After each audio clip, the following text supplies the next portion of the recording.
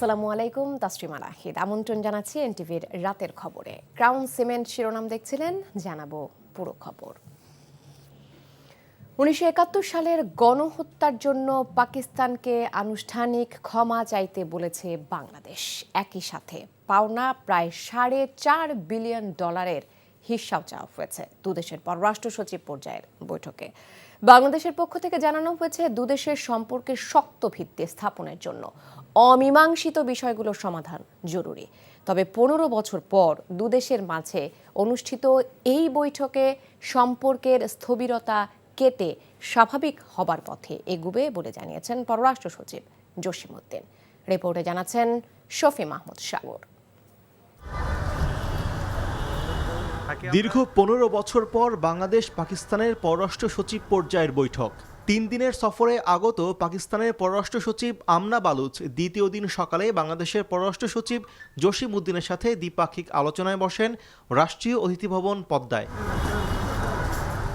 এরপর প্রতিনিধি দল নিয়ে পররাষ্ট্র মন্ত্রণালয়ে পররাষ্ট্র উপদেষ্টা তৌহিদ হোসেনের সাথে সৌজন্য সাক্ষাৎ করেন আমনা বালুচ।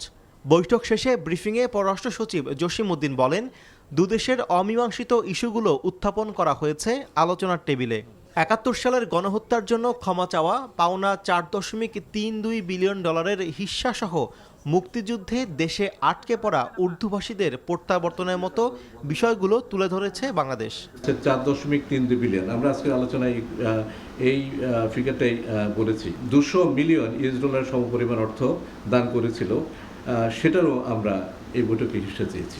পাকিস্তানি প্রতিনিধি দলকে বলেছি যে বাংলাদেশের সাথে পাকিস্তানের সম্পর্ক এখন যে জায়গায় দাঁড়িয়েছে, সাম্প্রতিককালে উচ্চ পর্যায়ে যোগাযোগ এবং বিভিন্ন ক্ষেত্রে আমাদের যে সহযোগিতার কারণে, সেটিকে একটা শক্ত ভিত্তির উপর দাঁড় করাতে গেলে আমাদেরকে এই অমীমাংসিত বিষয়গুলো মীমাংসা আসল প্রয়োজন।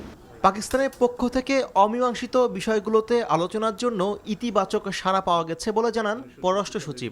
বলেন, আলোচনায় শিক্ষা, সংস্কৃতি, যোগাযোগ এবং বাণিজ্যে পারস্পরিক সহযোগিতা বৃদ্ধির ব্যাপারে দুদেশই আগ্রহ দেখিয়েছে। অন্যদিকে পাকিস্তানের পররাষ্ট্র সচিব জানান, দুদেশের আলোচনা ফলপ্রসূ হয়েছে। সার্ক নিয়ে আমরা কথাবার্তা বলেছি। সার্ক সম্পর্কে পাকিস্তান এবং আমাদের যে অবস্থান সেটা একই রকম। আমরা চাই যে এই আঞ্চলিক সংস্থাটাকে আরও সক্রিয় করে তুলতে। ট্রেড নিয়ে আমরা অনেক কথাবার্তা বলেছি। আমাদের আপনি জানেন যে ট্রেড নিয়ে একটা গ্যাপ আছে, তা আমাদের দিক থেকে আমরা বলেছি এবং তাদের দিক থেকে ট্রেড নিয়ে যে আগ্রহের কথাটা সেটা আমরা যাতে বৃদ্ধি করতে পারি এবং চেম্বারগুলোর সাথে যাতে আরও বেশি আমাদের এঙ্গেজমেন্ট হয়, সেটা আমরা যাতে এগিয়ে নিতে পারি।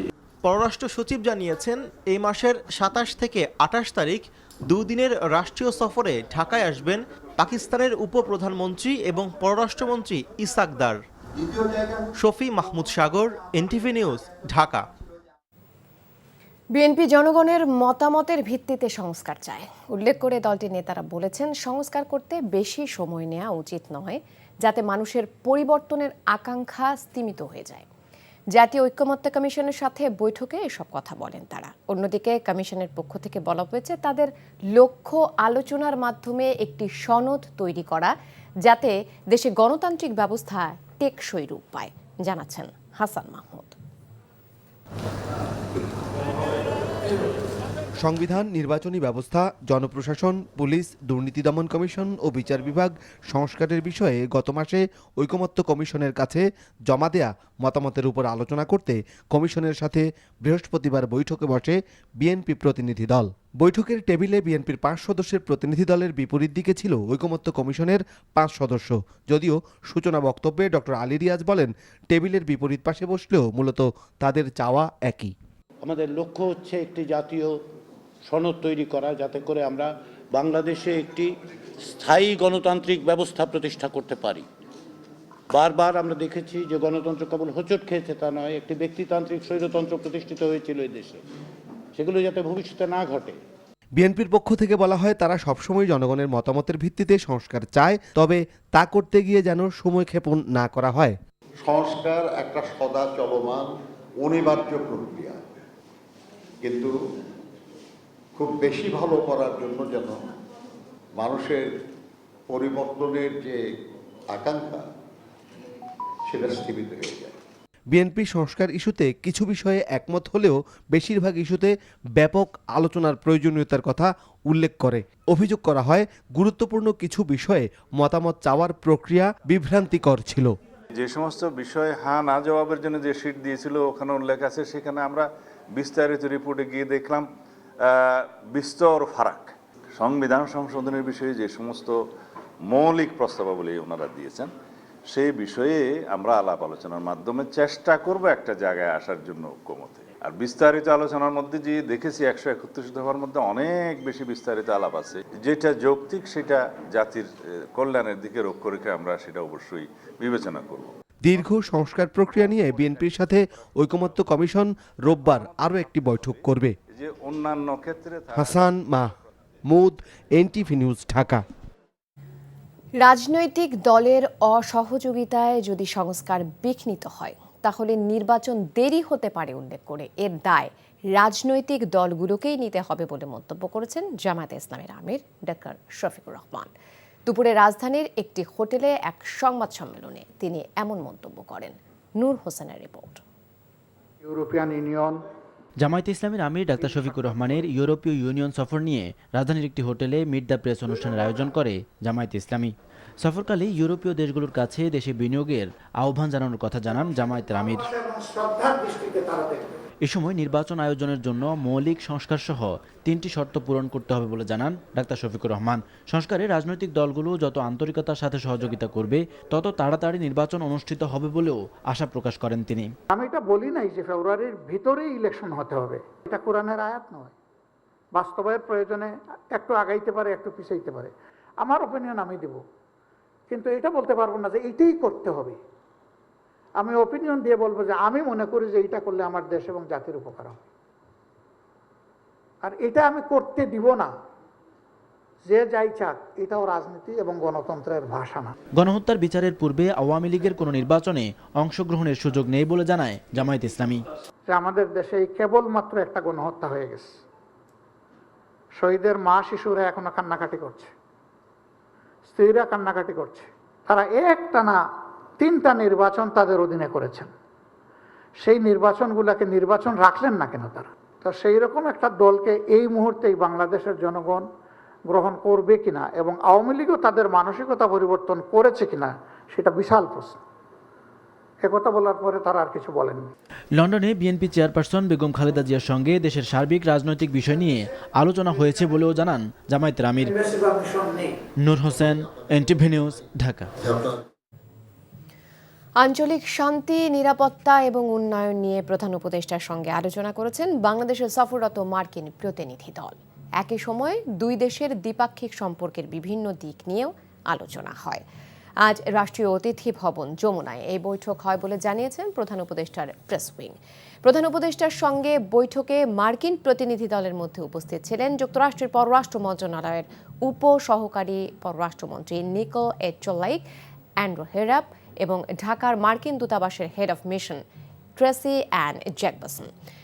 মার্কিন প্রতিনিধি দল অন্তর্বর্তীকালীন সরকারের সংস্কার কার্যক্রমের সমর্থন পুনর্ব্যক্ত করেন। এ সময় মার্কিন প্রতিনিধি দল 12 লাখ রোহিঙ্গাকে আশ্রয় দেয়ায় বাংলাদেশের প্রশংসা করেন এবং বিষয়টির অগ্রগতির জন্য প্রধান উপদেষ্টা প্রফেসর ডক্টর মোহাম্মদ ইউনূসের নেতৃত্বকে ধন্যবাদ জানান।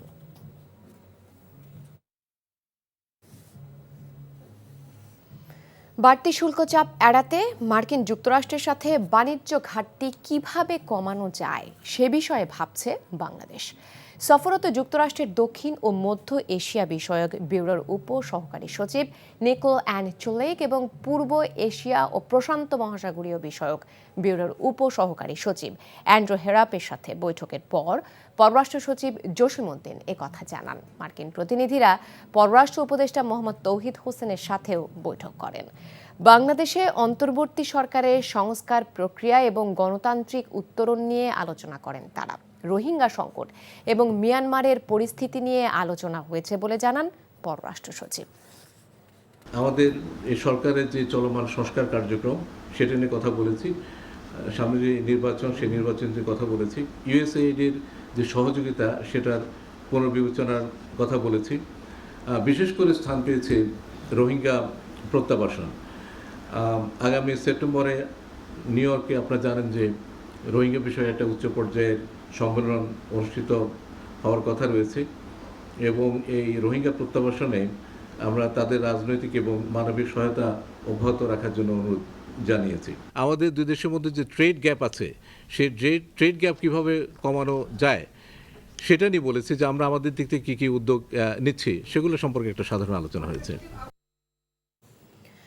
বিগত 15 বছরে আওয়ামী লীগের শাসনামলে ব্যাংকিং খাতে যে নজিরবিহীন দুর্নীতি, লুটপাট ও অর্থ পাচার হয়েছে, সেই ঘটনার পুনরাবৃত্তি যাতে ভবিষ্যতে আর না হয় সেজন্য ব্যাংকিং রেজুলেশন অধ্যাদেশ অনুমোদন দিয়েছে সরকার। প্রধান উপদেষ্টা ডক্টর ইউনূসের সভাপতিত্বে বৃহস্পতিবার উপদেষ্টা পরিষদের বৈঠকে এই সিদ্ধান্ত হয়।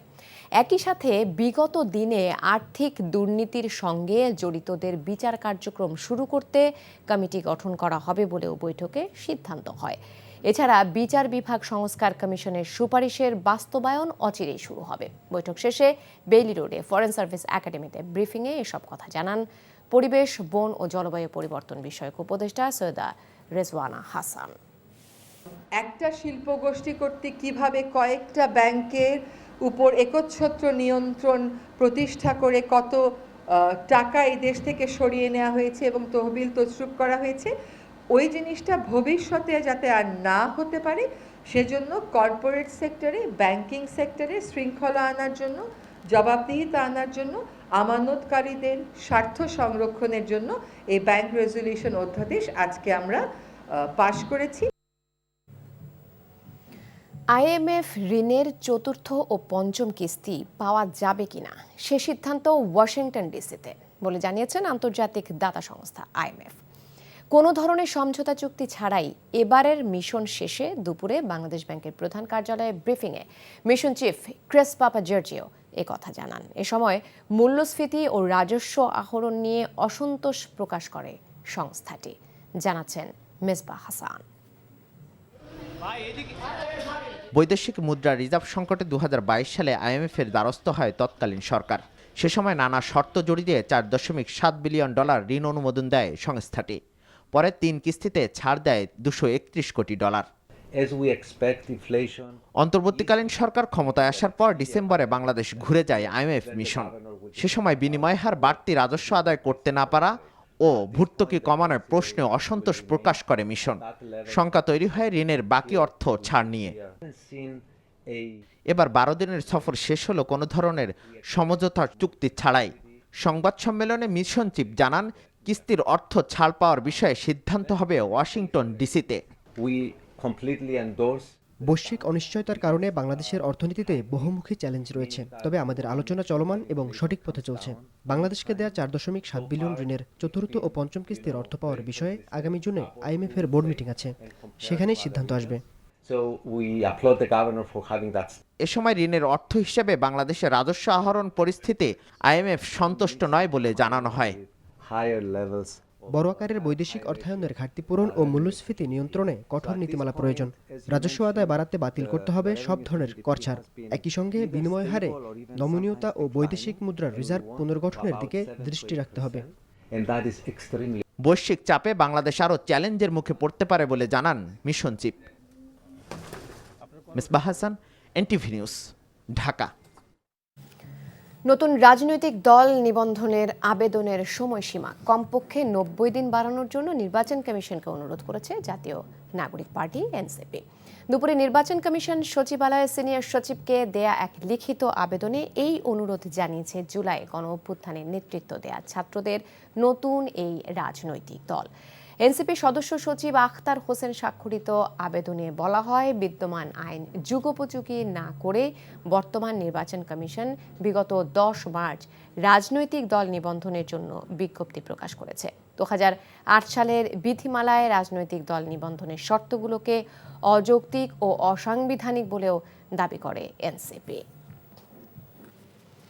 6 দফা দাবি বাস্তবায়নে শিক্ষা মন্ত্রণালয়ের অতিরিক্ত সচিবের সঙ্গে বৈঠকে অসন্তোষ জানিয়েছে মশাল মিছিল করেছে ঢাকা পলিটেকনিক ইনস্টিটিউটের শিক্ষার্থীরা। সন্ধ্যায় ক্যাম্পাসে মিছিল শেষে শিক্ষার্থীরা জানান, দাবি আদায়ে আন্দোলন চলমান থাকবে, হুঁশিয়ারি দেন কঠোর কর্মসূচির। এ সময় কুমিল্লায় শিক্ষার্থীদের ওপর হামলার প্রতিবাদ জানান শিক্ষার্থীরা। এর আগে দুপুরে সচিবালয়ে শিক্ষা মন্ত্রণালয়ের অতিরিক্ত সচিব রেহানা ইয়াসমিনের সঙ্গে 3 ঘন্টার বৈঠক করে শিক্ষার্থীদের প্রতিনিধি দল। পরে তারা বলেন, শিক্ষা উপদেষ্টার সঙ্গে বৈঠকের কথা বলে অতিরিক্ত সচিবের সঙ্গে বৈঠকের আয়োজন করা হয়েছে। এটা প্রতারণা। এ সময় অতিরিক্ত সচিব দাবিগুলো সচিবের মাধ্যমে উপদেষ্টাকে অবহিত করবেন বলে জানায় শিক্ষার্থীরা।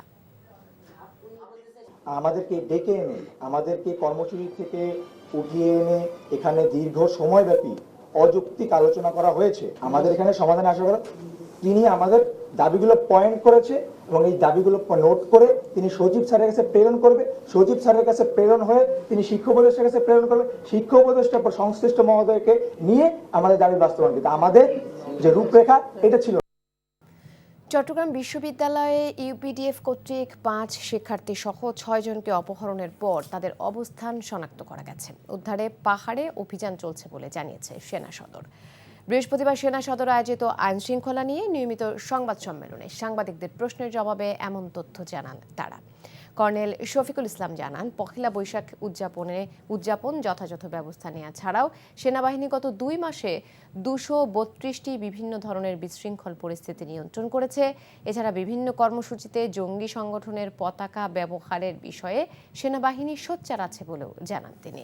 এ সময় বিভিন্ন ধরনের অপরাধের সাথে সম্পৃক্ত মোট 2457 জনকে এবং এ পর্যন্ত সর্বমোট 7822 জনকে বিভিন্ন স্থান থেকে গ্রেপ্তার করা হয়েছে বলেও জানানো হয়।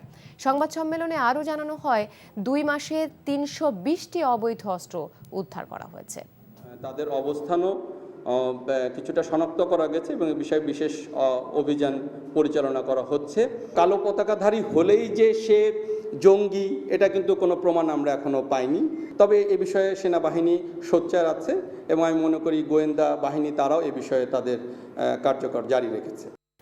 কক্সবাজারের উখিয়া রোহিঙ্গা ক্যাম্পের স্বাস্থ্যসেবা কেন্দ্র পরিদর্শন করে জাপানের রাষ্ট্রদূত সাইদা সেনিচি বলেছেন, রোহিঙ্গা ইস্যুতে বাংলাদেশের পাশে থাকবে জাপান। বিকেলে রাষ্ট্রদূত সেনিচি উখিয়া উপজেলার হাকিমপাড়া 14 নম্বর শরণার্থী ক্যাম্পে অবস্থিত ঢাকা কমিউনিটি হাসপাতাল ট্রাস্ট পরিচালিত স্বাস্থ্যসেবা কেন্দ্র পরিদর্শন করেন। এ সময় মতবিনিময়কালে জাপানের রাষ্ট্রদূত বলেন, রোহিঙ্গা সমস্যা সমাধানে কূটনৈতিক প্রচেষ্টায় বাংলাদেশের পাশে থাকবে জাপান। রোহিঙ্গা ক্রাইসিসের শুরু থেকে জাপান রোহিঙ্গাদের মানবিক সহায়তা দিয়ে যাচ্ছে। রাষ্ট্রদূত 1 মিলিয়নেরও বেশি রোহিঙ্গাদের আশ্রয় দেওয়ার জন্য বাংলাদেশ সরকার ও জনগণকে ধন্যবাদ জানান। রাজধানীর ধানমন্ডি থানার প্রতারণা ও চাঁদাবাজির মামলায় মডেল মেঘনা আলমকে গ্রেপ্তার দেখানো হয়েছে। এছাড়া এই মামলায় তার সহযোগী সমীর দেওয়ানের 5 দিনের রিমান্ড মঞ্জুর করেছে আদালত। রাষ্ট্রপক্ষের আইনজীবী জানান, সুন্দরী মেয়েদের দিয়ে সৌদি রাষ্ট্রদূতের প্রেমের ফাঁদে ফেলা ও চাঁদা দাবি প্রাথমিক সত্যতা পেয়েছে পুলিশ। এ ঘটনার মূল হোতা মেঘনা ও তার সাবেক প্রেমিক সমীর। সকালে তাদের দুজনকে আদালতে হাজির করা হয়। এরপর মামলার তদন্ত কর্মকর্তা তাকে গ্রেপ্তার দেখানোর জন্য আবেদন করলে ঢাকার মেট্রোপলিটন ম্যাজিস্ট্রেট মাসুম মিয়া তাকে গ্রেপ্তার দেখানোর আবেদন মঞ্জুর করেন। শুনানি শেষে রাষ্ট্রপক্ষের আইনজীবী বলেন, বিদেশি প্রভাবশালী ব্যক্তিতে ফাঁদে ফেলতে বিভিন্ন ট্রাভেল এজেন্সি অল্প বয়সী মেয়েদের ব্যবহারের তথ্য উঠে এসেছে মেঘনার নামে। যদিও মেঘনা আলম আদালতে নিজেকে নির্দোষ দাবি করেন।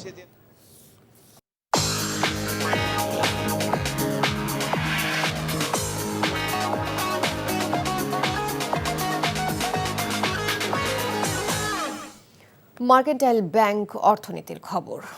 আগাম বন্যার আশঙ্কায় কৃষি বিভাগের সতর্কীকরণ ও নির্দেশনার পর ধান কাটা শুরু করেছেন সুনামগঞ্জের হাওর এলাকার কৃষকরা। সকাল থেকে সুনামগঞ্জের বিভিন্ন এলাকায় বৃষ্টিপাত শুরু হওয়ায় আতঙ্কিত কৃষকরা। বন্যায় ফসল নষ্টের আশঙ্কায় বোরো ধান কেটে নিচ্ছেন তারা। জেলার বিস্তীর্ণ হাওর এলাকায় এবার 2,23,000 হেক্টর জমিতে বোরো ধানের আবাদ হয়েছে। ফসল রক্ষায় ব্যস্ত কৃষকরা।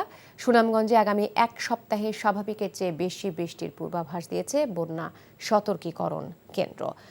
আগাম ভারী বৃষ্টি ও উজানের ঢলে বন্যার আশঙ্কায় ইতিমধ্যে ডিসি, ইউএনও সহ সকল কর্মকর্তার ছুটি বাতিল এবং কৃষকদের দ্রুত ধান কাটার নির্দেশ দেয় কৃষি সম্প্রসারণ অধিদপ্তর।